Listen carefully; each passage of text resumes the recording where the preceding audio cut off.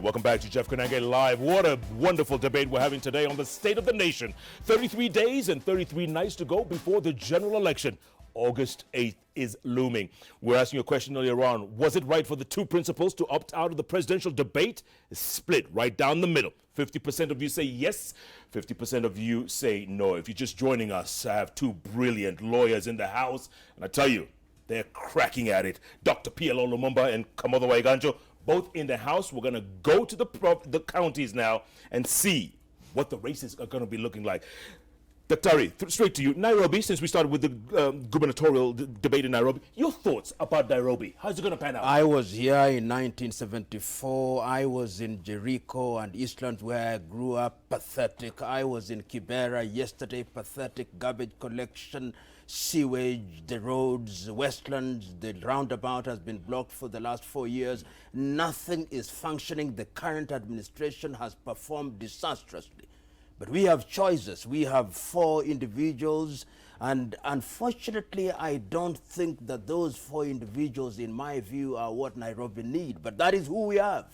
And I hold the view that the current administration ought not to be given another chance. They have been given the opportunity to serve. They have collected taxes. They have received subvention from central government, and they have nothing to show for it.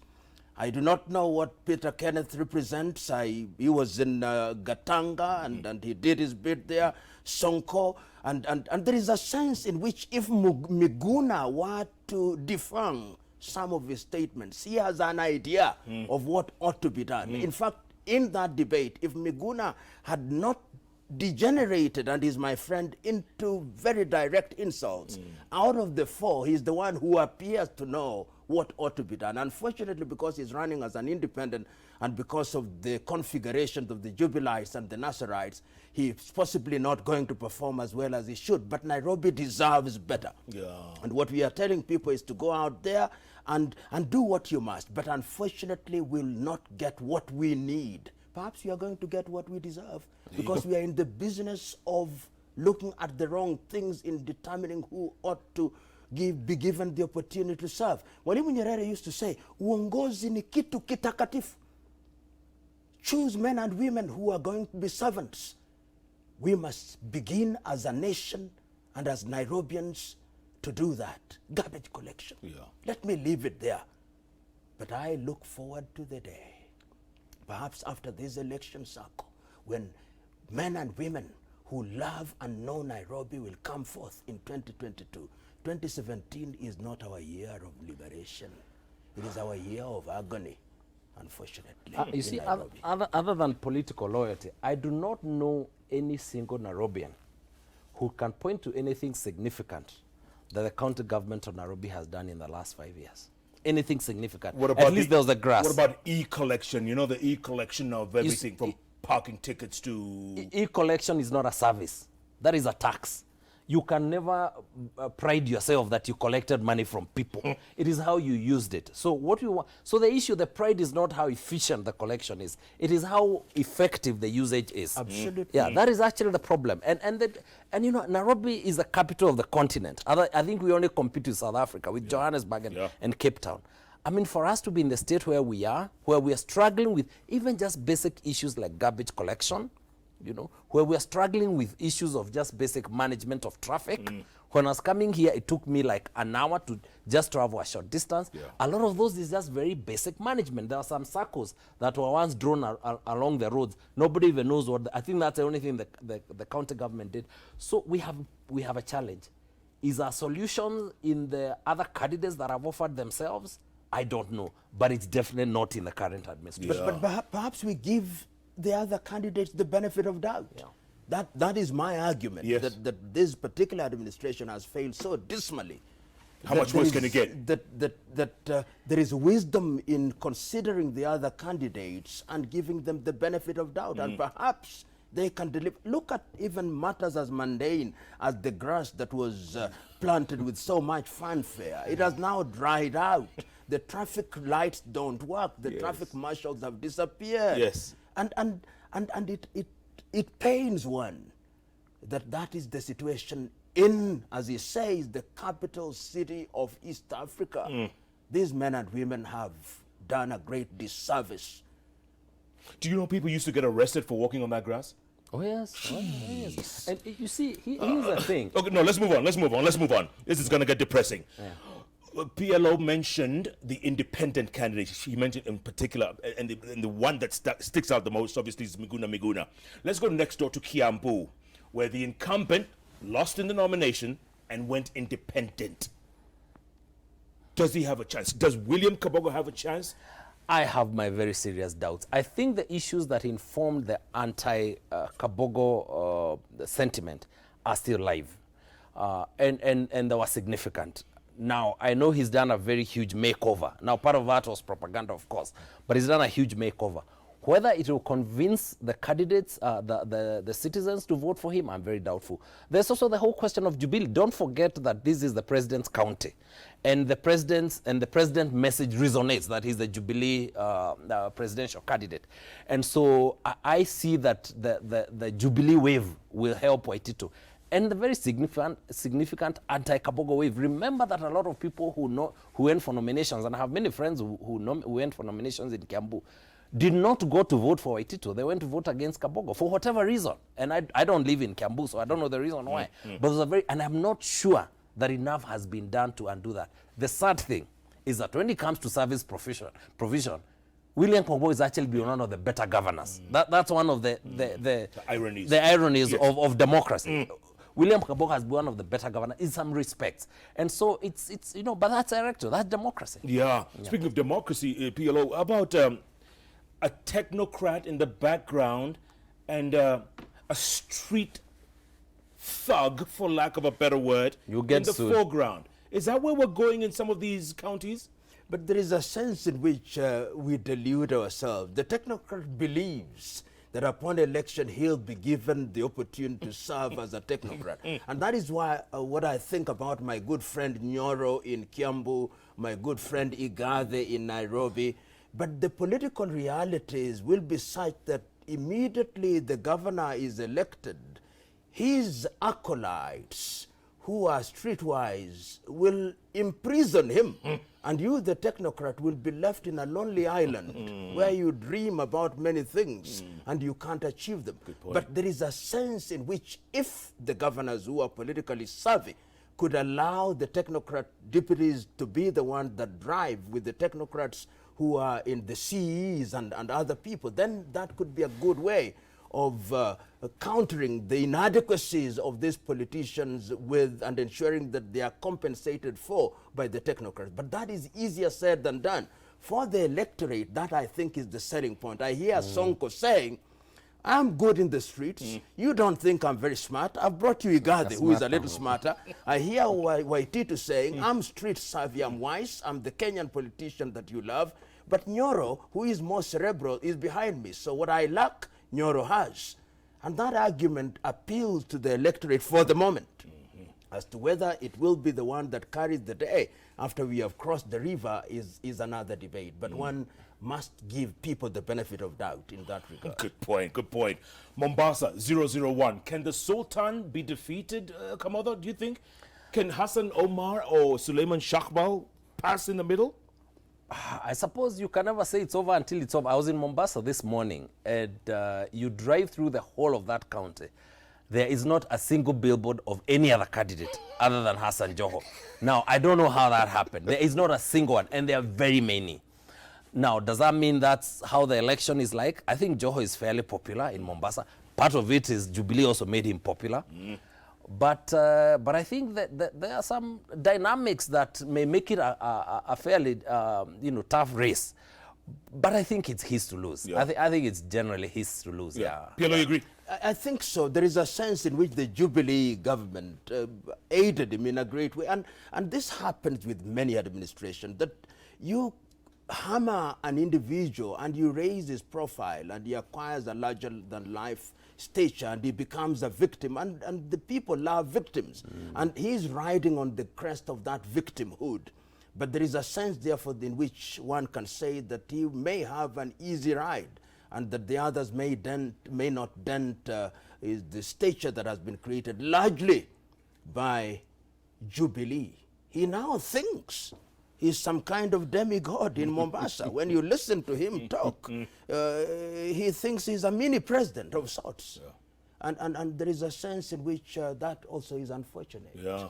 My brother-in-law was telling me yesterday they had to stop traffic for 30 minutes so that Joho could pass. Oh, yeah. Stop traffic. Yes. Streets were empty. Absolutely. What? Yes. He's the Sultan, I guess. Oh, yeah. Peter, let me stick to you. Kirinyaga. Obviously, it's going to be the first woman governor. That's guaranteed. Yeah, but you can imagine my preference is Martha, but it's not going to be easy. I think when one watches the environment there, one sees that Miss Waiguru is quite strong. Yeah, even the president took the middle road in this. On that. So I think it is not going to be easy for my friend Martha. Remember also that there is the so-called the Jubilee wave. And that if you are seen to be a madoa-doa, it may not be stated to you. And I think there is a sense in which Martha, by sticking to NAC, is telling the electorate that I'm one leg inside, but for political opportunism, I'm with you. Yeah. And the electorate is possibly likely to be directed in the direction of Miss Waiguru. It's not going to be easy. Yeah, I see the minji.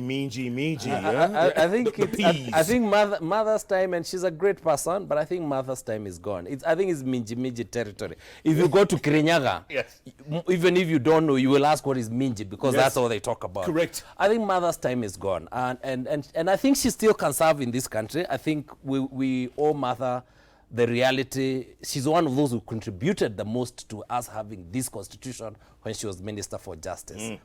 But I think there come a time, as Professor Saitoti used to say, there come a time. Yeah. Yeah. Kisumu County. Kisumu is very tricky. Yes. There is a sense in which, if you ask me who my candidate should be, it is Professor Peter Anyang' Nyong'o, because I hold the view that Anyang' knows what ought to be done. Anyang' is clear. I've had the opportunity of reading his manifesto, and I believe that Anyang', given an opportunity, is capable of directing that little city into something that is worthy. But they have now ganged up against Anyang' and is now clan politics, and I fear that it's not going to be easy for Anyang' to make it through. But Anyang' really ought to be the governor. Even though he's NASA, even though people probably be voting again around that. There is one thing that has happened in the Nasserized areas in Luoland. There is a sense in which the people are telling Honorable Raila, please, permit us to vote for you, and vote for you we will. But allow us to vote for the men and women that we choose, because remember, Honorable Raila, that the nominations were shambolic and they did not necessarily produce the men and women that we deserve. So don't be surprised that these individuals who have been referred to as independents make quite a good showing in some of these areas, such as particularly in Nyanza. Yeah. In Siaya, I suspect that the incumbent will have a run for his money. Homa Bay as well. Homa Bay. Yes. And even in Kisumu, where I would prefer Nyang', as I've already said. And Migori, I think that is the only person who sits pretty. So there is a sense in which there is a silent revolt, in which they are telling the leaders, please, this is a democracy. Don't think that we are a bunch of nincompoops whom you can just direct to move in one direction. We think, and we want to be allowed to think in matters of who our MCA is, in matters of who our governor is, in matters of who our senator is, in matters of who our MPs are. You, Raila Amolo Odinga, the presidency, tutakupa. Lakini yale mengine, tuachie tafadhali. And I think it's unfortunate for Honorable Raila Odinga to push that argument. It's not helpful. It doesn't help him, because all it does is disillusion the people, you know. And it's actually not a problem for him if there's strong competition between those candidates, because when they come out to vote for their preferred candidates, they will vote for him as president. They put the turnout in his favor. It doesn't help it for him to keep. So they now have a term in that zone called zigzag, that they're going to vote zigzag. You know, they'll be going like this. You know, Honorable Kenyatta tried it here, and he saw the heat, and I think he retreated. There was a wave. There was backlash. He was told, I think, in no uncertain terms, Ndugu, seek your votes. Yes. Let us be allowed to choose the other candidates. And he took the cue very quickly.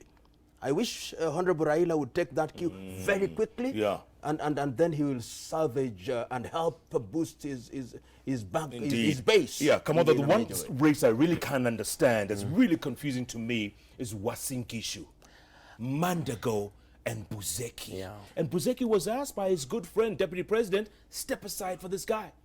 He said no. It's a very delicate race, and because the dynamics are also part of the contradictions of the Jubilee coalition. I think that's yeah, and I think managing that to ensure that that entire ticket goes into the Jubilee bag is very, very important. And I think so far the Deputy President has handled it very well. I think if there are any challenges, at least they are not flying out in the open. But that's one that you can't write off and say it's going to go this way, because remember that what I would call the immigrant vote, a lot of the immigrant vote is voting one way, together with some of the locals, and so there are underlying currents there that are also about the outsiders and the insiders. So it's one that you can't predict. Yeah. You agree? Yeah. I can't agree more. In fact, I have listened to quite a number of individuals in that part of the world, and I think the gentleman called Buzeki has taken the pulse of that particular county, and he is very confident that he has a constituency there which will vote in his favor. And out of it, I'm told that is out of marital arrangement that is going to be very useful to him. And I think he has also invested in this thing for a very long time.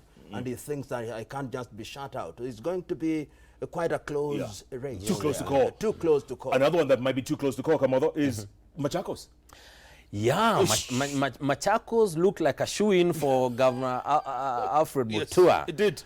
But I think he has a tough fight. Yeah. He has a tough fight with the Sipite. You know, Yaliondwele Sipite. I think he has a tough fight. Now, unfortunately, there are undercurrents in Machakos about outsiders, you know, and these people. So that's not very helpful. So there's tensions in the county because of that issue. Yeah. Governor Mutua, even though they say he's a man of cinema, has done quite a bit of work. If you go around that county, and I've gone around the county quite a bit, there is a lot of work that has been done in the road sector, and there's a lot of work that's been done in the water sector. I mean, a lot of work. I am not sure that the people of Machakos will be improving their welfare by electing a career politician. I think that part of it, there's significant show for Governor Mutua. But in terms of the work that he's able to do, and in terms of his understanding of the issues, Governor Mutua is, from my perspective, I'm not a voter there, would probably do a better job for Machakos. But then the voters know best. Yeah. PLO, you agree? Not easy, but there is a sense in which the trials and tribulations of Wavinya in the last few days have also kind of enamored her to the electorate. She's now a victim. And for that reason, and she's quite an energetic lady. There is a sense in which you can't just write her off. I think that is going to be a very, very close race. It was not as one would have assumed several years ago that this was a shoe-in race. So it's not going to be easy. And if it goes to Wavinya, I wouldn't be surprised. If Mutua retains it, I equally wouldn't be surprised. Yeah. Do you notice the many T-shirts actually being sold with Yaliondwele Sipite? And that corruption of the proverb may also help Wavinya.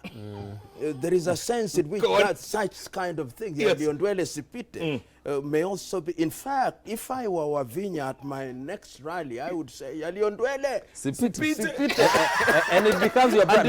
There's a song. I had a song today.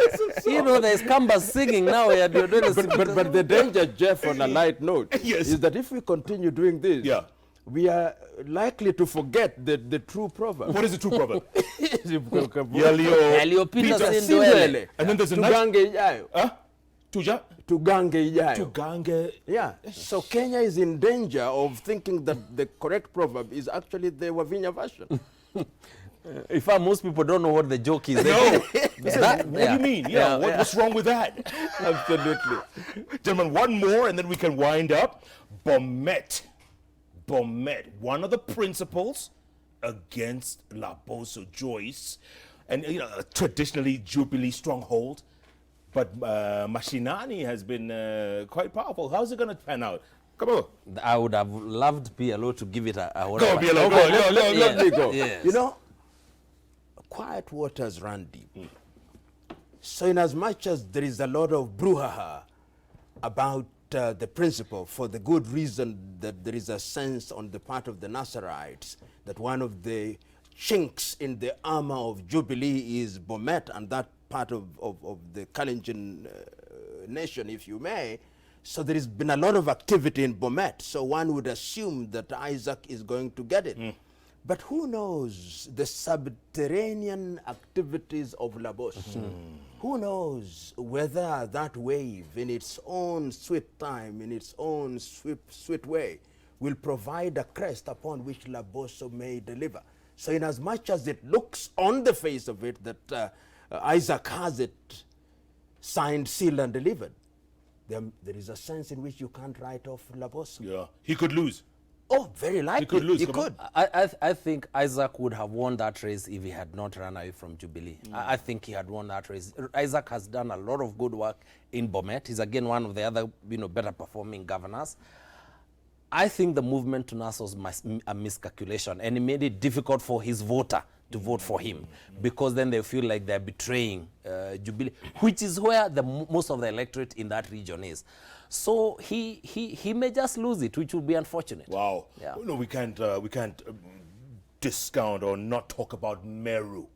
Nyakiraito. Mbaite. Kamotho. I think that is Peter Munya's race. Yeah? I think it is. Hands down or close? Close, but I think it is his. I think part of it is that, like Kirinyaga, there's a sense in which people are also looking for freshness, because Munya has been governor for one term. Honorable Kiraitu Murungi, great gentleman, been a great minister, good friend. I think he's been around, and there come a time. Yeah. And so, and I think also the victim issue, the feeling that Governor Munya is being victimized, also comes to help him. But Meru politics are also dynamic because of the Tigania, Igembe, all those issues, and so you can't know for sure. But I think Munya might just get it. Maybe it'll be close, but I think it may go to Munya. In fact, Jeff, my good friend and teacher, Murungi Kiraitu, is in many ways now the Methuselah of Meru politics. And I can't agree with him more that people are looking for some freshness. And I wouldn't be surprised if Munya retains it. There is a sense in which when you talk to the Merus, some of them in that part of the area, they say, we wish that Murungi could remain in the House of the Elders, which is the Senate. So and he had a great role. Yes, and he had a great role. We of course, we wish everybody well. We are not going to vote in those areas. Correct. We are making what is, in our view, an objective assessment. We may be wrong, yes. but there is a sense in which one gets the feeling that Munya may just tip it. Yeah. I started off by talking about thugs in the foreground and technocrats in the back. Speaking of thugs, Babu Owino wants to know what his chances are in Embakasi East. I'll leave that to PLO. Babu is a young man who has done a lot of things at the university. One of the things that one expects of a young man like Babu is to introduce hygiene, if you may, in the manner in which he conducts his affairs. Yes. So that he is seen as a reformed young man, and such young men ought to be encouraged. I wish him Godspeed, and I wish him what I call a character transplant, if one may, in terms of the manner in which he conducts himself in that environment. It's totally different from the university. He's an intelligent young man, and he's beginning to get into the political environment. Even if he loses now, it will be a good preparation going forward. And one of the things that he does quite often is to consult, which is a good thing. Right. I wish him well. Yeah. And I think he's not a thug as such. He's an individual who was engaged in, we allow this at the university. Fire-eating revolutionaries are accepted at the university. But when you graduate, you stop eating the fire and you come out. Yeah, and you stop, enough of the tibims. Yeah. And whatever the other things he says. Absolutely. Yeah, those.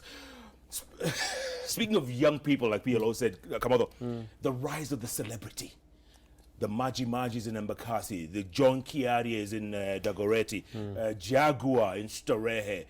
There's a whole bunch of celebrities who have come up. And it's a good thing. And what I hope is that that celebrity would then be translated to programs. I think one of the most impressive young men for me was Sakaja, who's standing for Senate in Nairobi.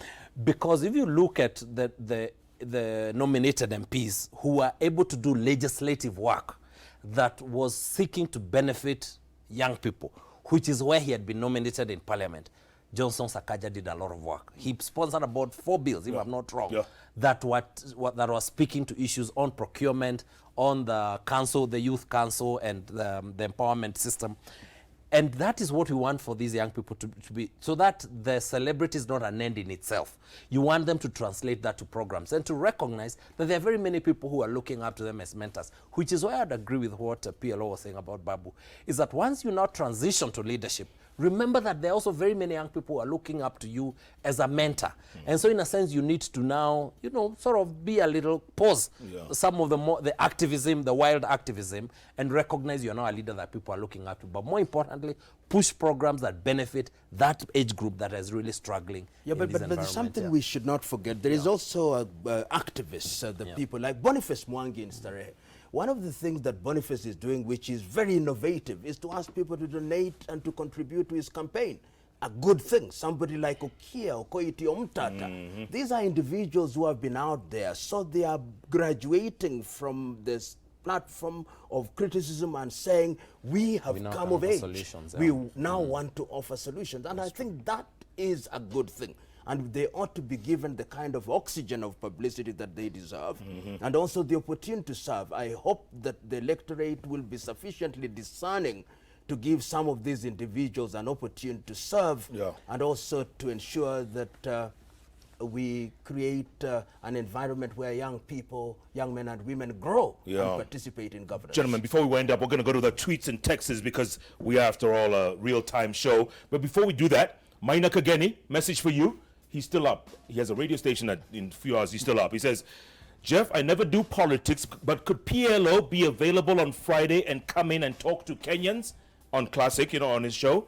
He says, I would vote for him for president, governor, senator, MP, MCA, and women's rep all at once. Maina himself was a women's rep. He was for a minute. So will you talk to him? Maina, I'll be in Kisii on Friday, perhaps the following week. Okay. Maina, you heard that. He'll be in Kisii the following week. Monica, what do we have? Okay, results first. Was it right for the two principals we've been asking to opt out of the presidential debate? Oh, look at that. Yeses have now gone to 49%. No, it wasn't right. 51%. Interesting. All right. Tweets, real quick. Mushina Masharia, you say it would make more sense if all of the candidates opted out, leaving UK and Rao. Javes, Weke, or Javes, okay. Yes, the two are really campaigning. We already know their agendas. The rest are waiting for this debate. Okay. Steve Jenga, you say they should have participated. It's the only platform where Kenyans can engage them directly. Opting out shows lack of accountability. That's what we talked about. Ben Linguli, you say no. Truth be told, Kenyatta and Raila are the two front runners, and thus no need for the debate in their absence. Absolutely. Last tweet, Abdi Sheikh Mohammed, you say this debate may inform the marginal undecided voters, hence giving us a breakthrough.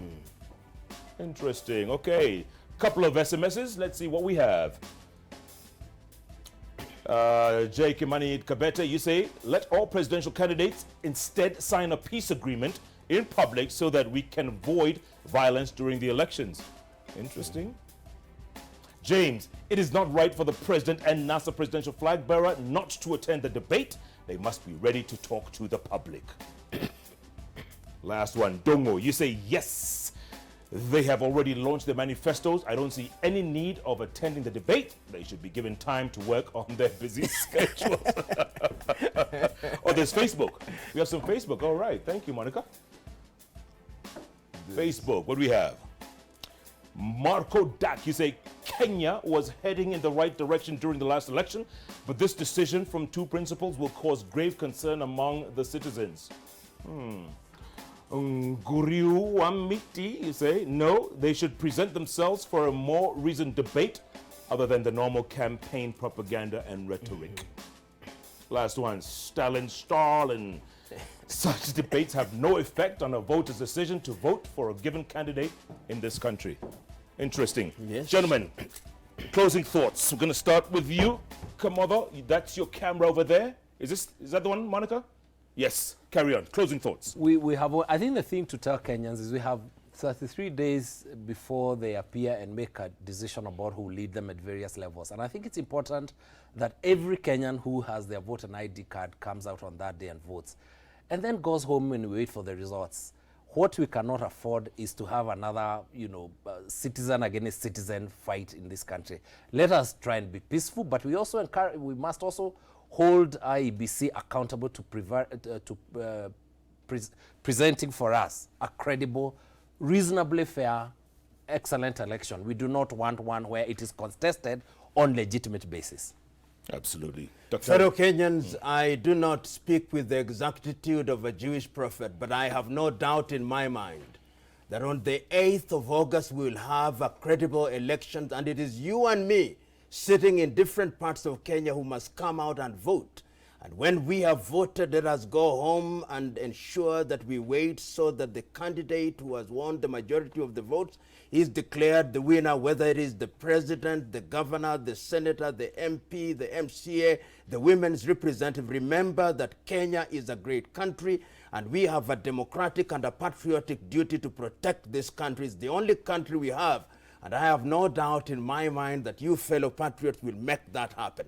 IEBC, I know you are equal to the task. My good friend and classmate Wanyonyi Chebukati preside over an election that history may say, behold, a great man, a great team that presented a transparent and good election. God bless you. Indeed, indeed. And thanks so much for those new words, the Jubilites and the Nazarites. What do you call the independents? They have no name. They're the others. Gentlemen, such a pleasure talking to you. Thank you. Let's talk again, hopefully, within the next 33 days, all right? Thank you, Appreciate Jeff. your time. God bless. Thanks so much for joining us. No, guys, what's the hurry? Oh, you said goodbye. I thought you were telling us to go. Officially. Oh, all right. Someone's in a Why hurry. did you say? Yeah, Leo Peterson. Leo Peters. Sindwele. Sindwele, yo. Whatever. I'll see Peter. Thanks so much for joining us, folks. It's been a great debate, and yes, very healthy, and that's what we're all about. 33 days, 33 nights to go before the elections. You make the call at the end of the day. These gentlemen have laid it out nicely, smoothly, brilliantly, and it's up to you at the end of the day. Because like PLO said, sometimes you get what you deserve.